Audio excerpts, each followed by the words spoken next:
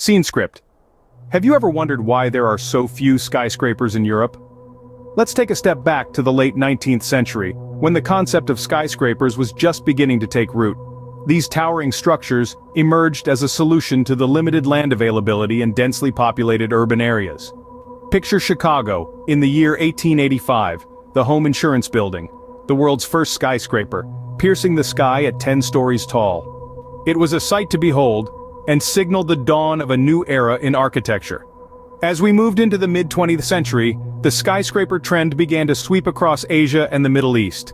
Cities like Hong Kong, Shanghai, and Tokyo started competing in a sort of global contest, each aiming to boast the tallest buildings in the world. The skyscraper became more than just a solution to space limitation. It evolved into a potent symbol of a city's global standing, a testament to its commercial potential.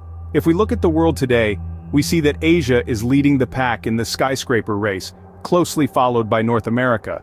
These regions have embraced the skyscraper phenomenon with gusto, their city skylines bristling with these towering structures. But then we turn our gaze to Europe, and the picture changes dramatically. Instead of towering skyscrapers, we see a landscape dominated by historic buildings and structures that reflect a rich cultural heritage. So why does Europe, with its bustling cities, have so few skyscrapers? Let's delve into that. Europe's approach to skyscrapers is different, and it all comes down to a few key factors. First and foremost, there's a deep-seated cultural value placed on preserving historic character. European cities are rich tapestries of history, with architectural treasures dating back centuries. These structures are not just remnants of the past, but living, breathing embodiments of cultural heritage. From the Gothic cathedrals of France to the Renaissance palaces of Italy, these buildings narrate stories of their cities, and Europeans are keen to maintain this narrative.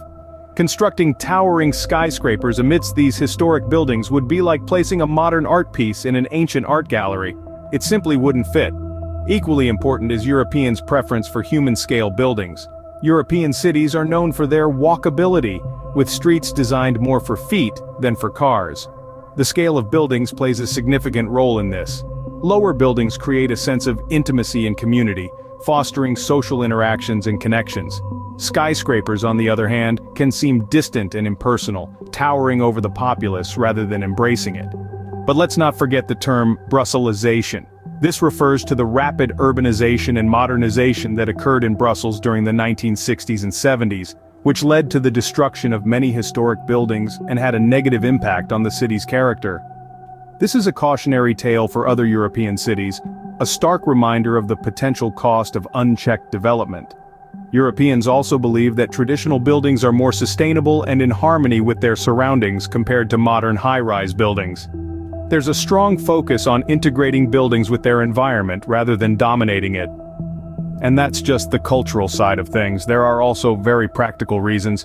Land in European cities doesn't come easy or cheap. A fact that's as true today as it was centuries ago. In the heart of these cities, every square foot is precious, carrying a hefty price tag that often makes the construction of high-rise buildings financially challenging. The scarcity of land is a significant factor that has shaped the architectural landscape of Europe, making it distinct from its counterparts in Asia and North America. But it's not just the scarcity and high cost of land that's a deterrent. The regulatory environment in Europe also plays a crucial role. Europe's cities are rich tapestries of history, with buildings that tell tales of eras gone by. This historical and cultural heritage is something that Europeans hold dear, and it's something they strive to protect. Stringent building regulations have been put in place to preserve these historic structures. These rules often restrict the height of new buildings to ensure they don't overshadow their historic neighbors. Some regulations even dictate the style and materials used in construction to ensure the harmonious blending of the old and the new.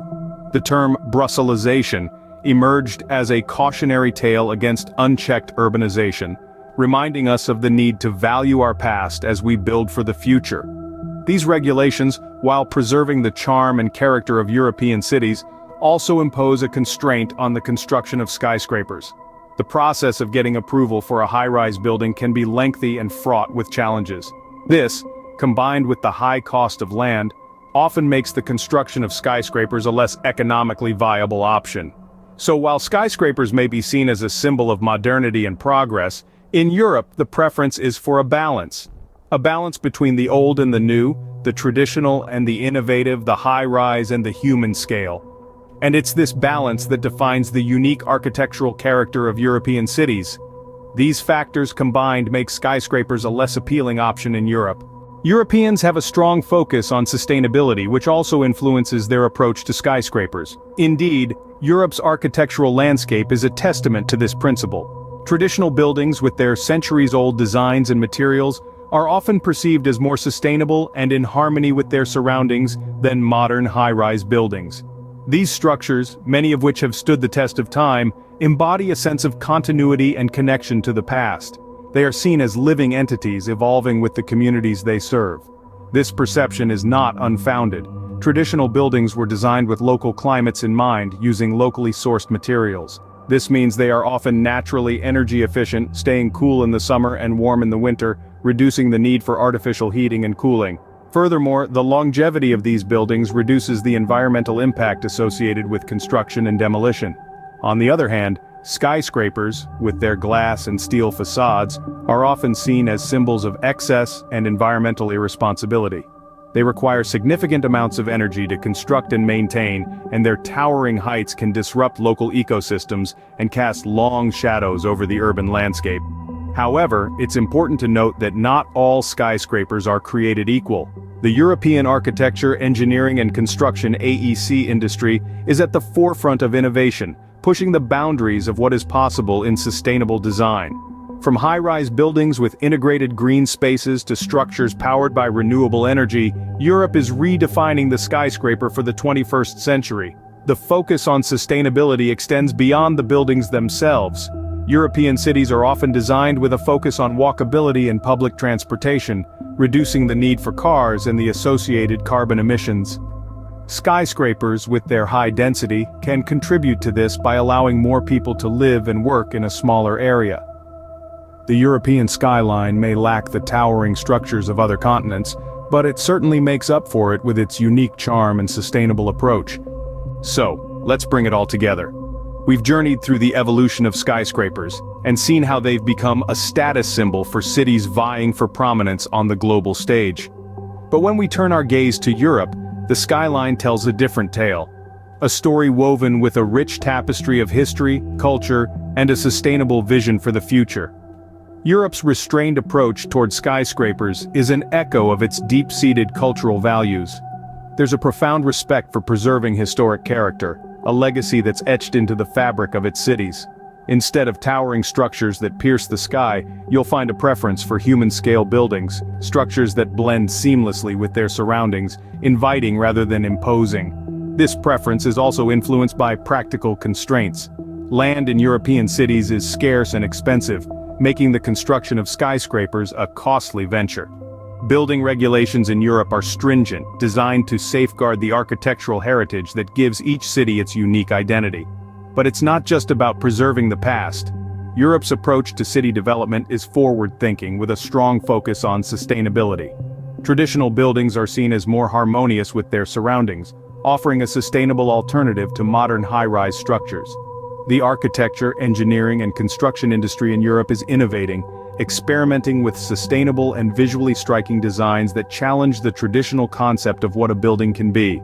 So, while Europe may not have the same number of skyscrapers as Asia or North America, what it does have is a unique charm that sets it apart. Each city is a living testament to its history, a blend of the old and the new, where the past is respected and the future is embraced with a sustainable vision. Europe's skyline tells a story of its rich history and a forward-thinking, sustainable approach to city development. While it may not boast many skyscrapers, it offers a unique charm that sets it apart.